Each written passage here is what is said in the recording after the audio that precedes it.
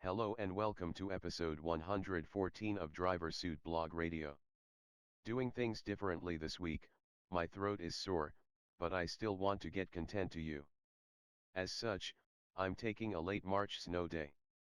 I'm gonna do a food-related episode, 2 recipes, and a history. Without further ado, let's get to it.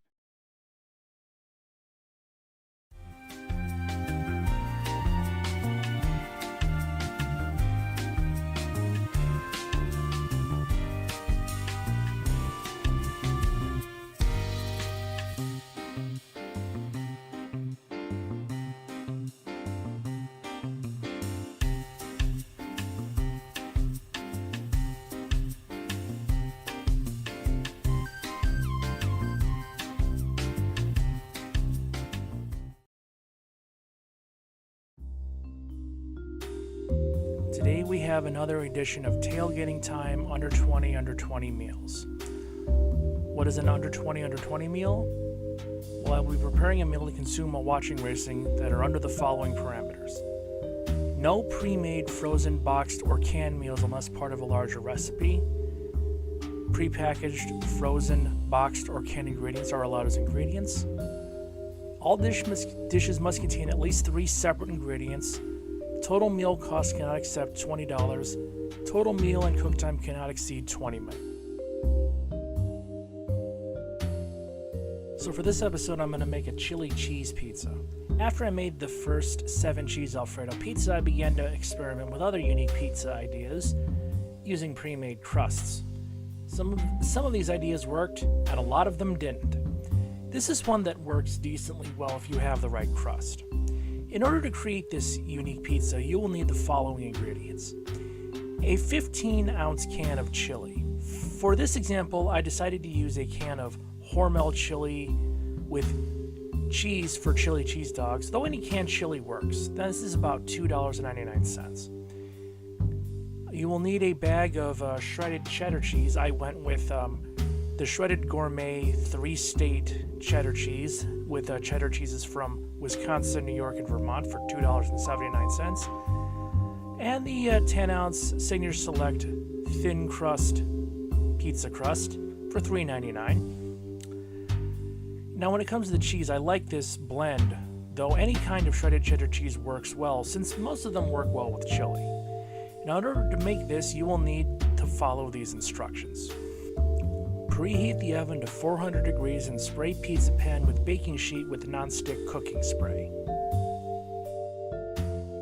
Remove the crust from the wrapper, place on the baking sheet, and follow instructions for use.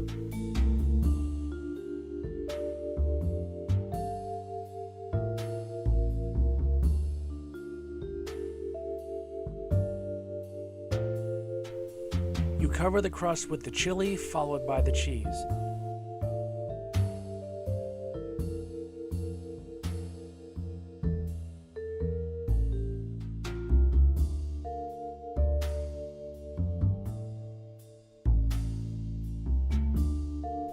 Don't drop the can onto the crust like I did.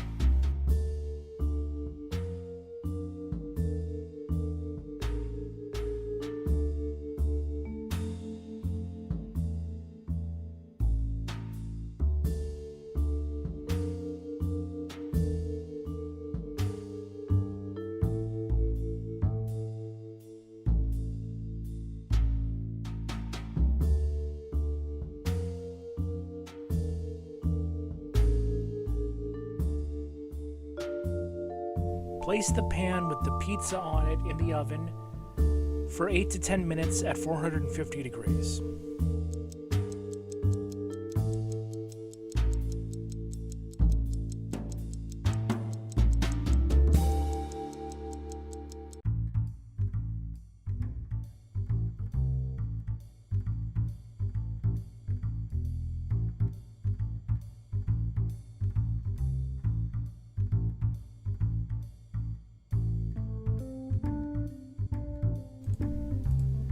Chili cheese pizza is a unique form of pizza, and those who love chili will love this new way to consume it.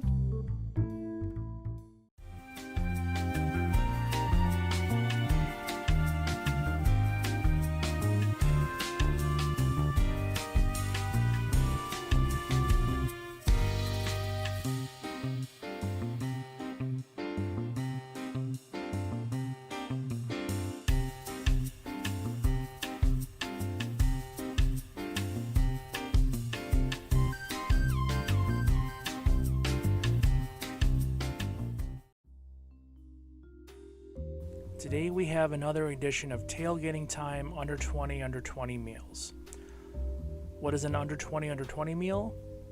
Well, I'll be preparing a meal to consume while watching racing that are under the following parameters.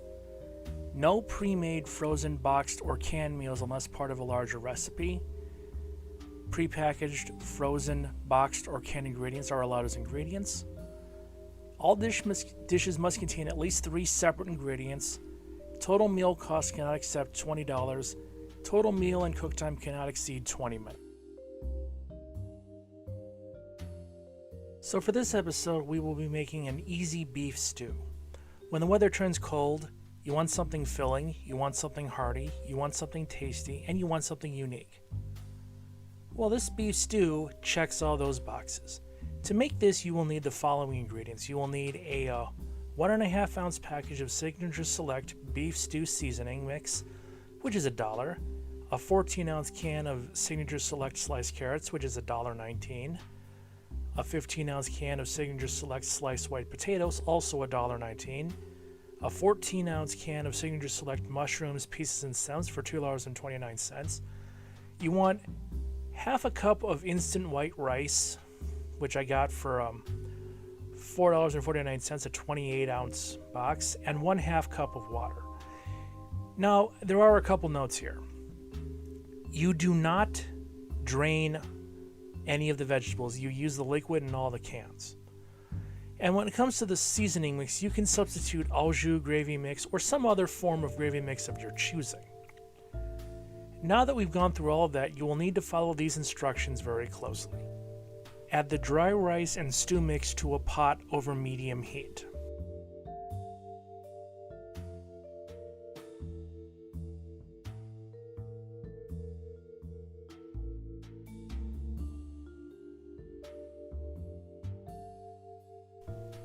Add the potatoes, mushrooms, carrots, and water to the pot and mix well.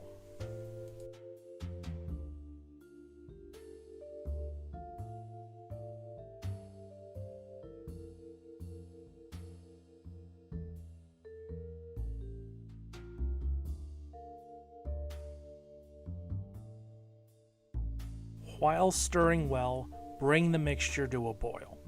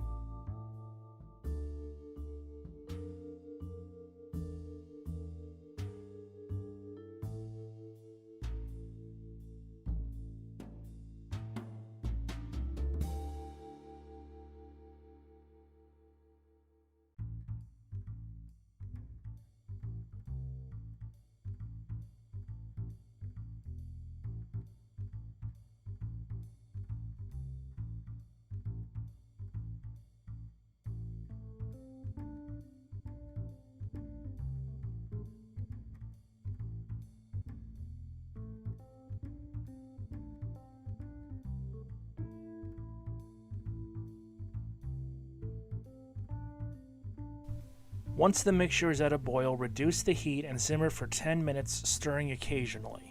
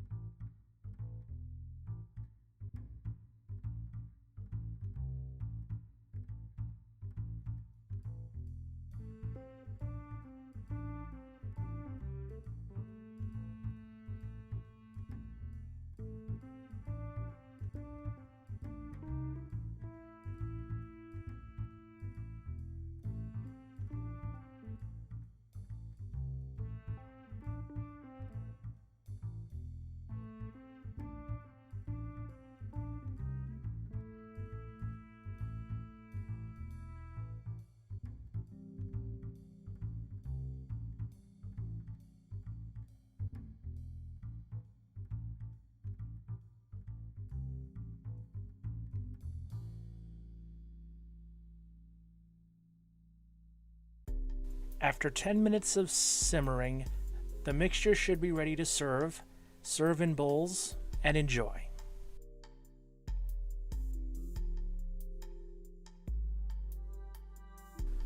A stew during cold weather months hits the spot, and like the other recipes, you can add and subtract however you choose.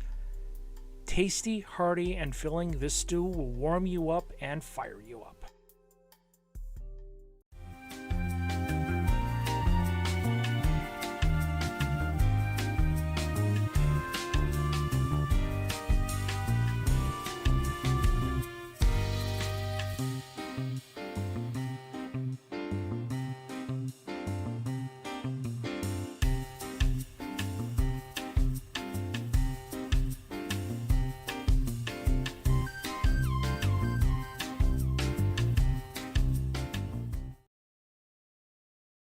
And I'm back.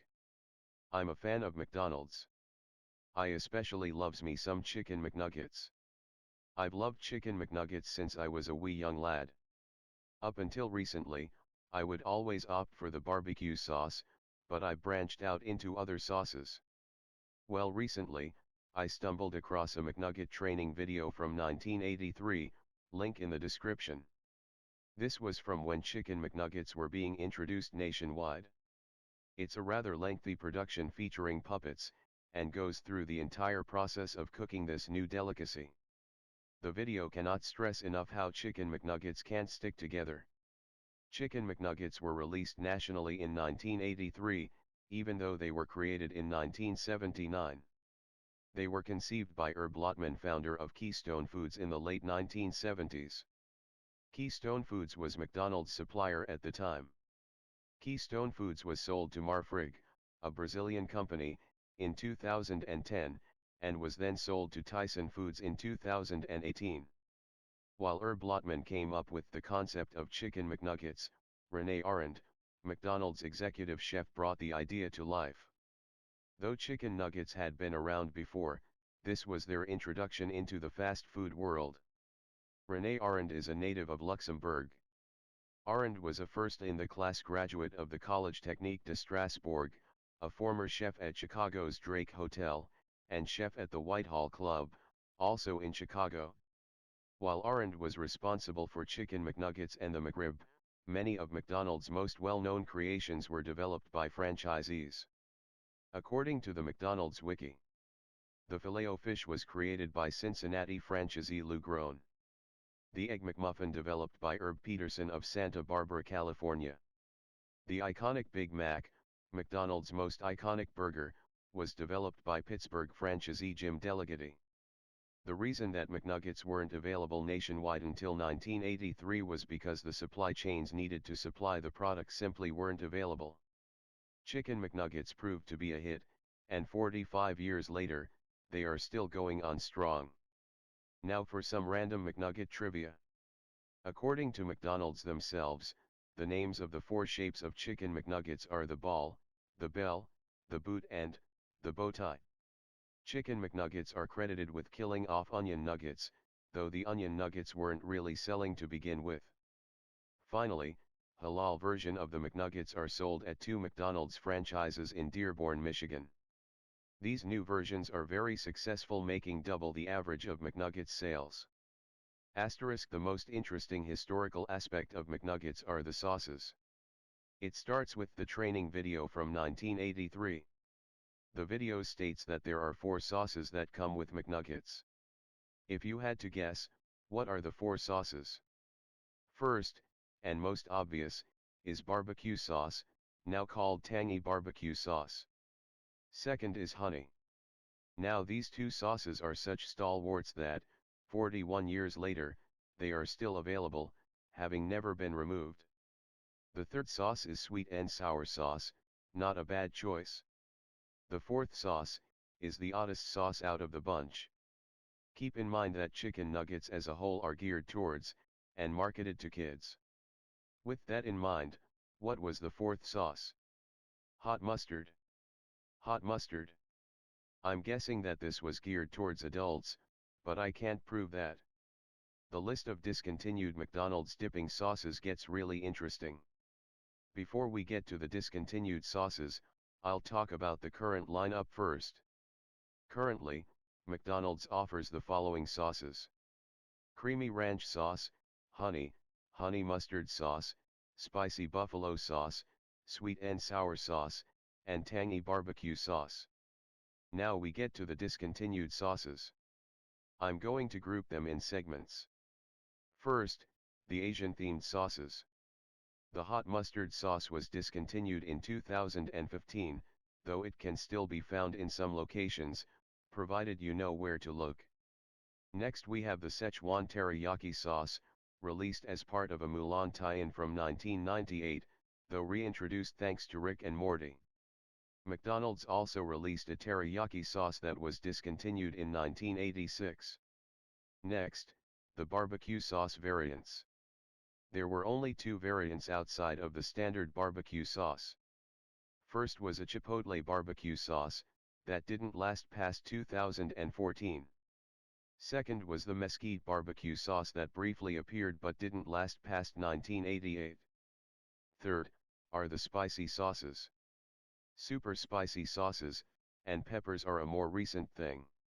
McDonald's tried a Cajun sauce in 2021, a mighty hot sauce in 2020, a habanero ranch sauce, and a sriracha mac sauce in 2017.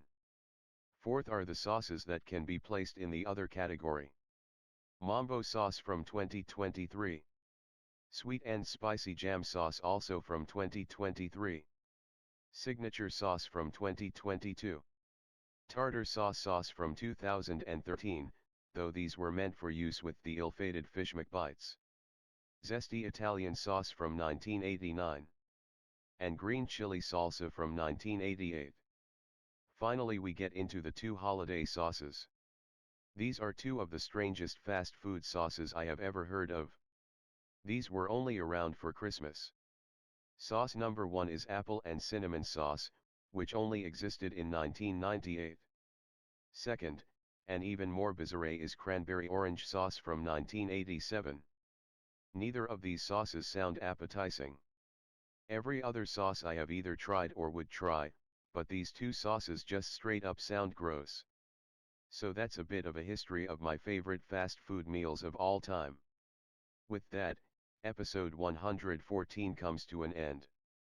I'll be back with regular operations next week. See you then.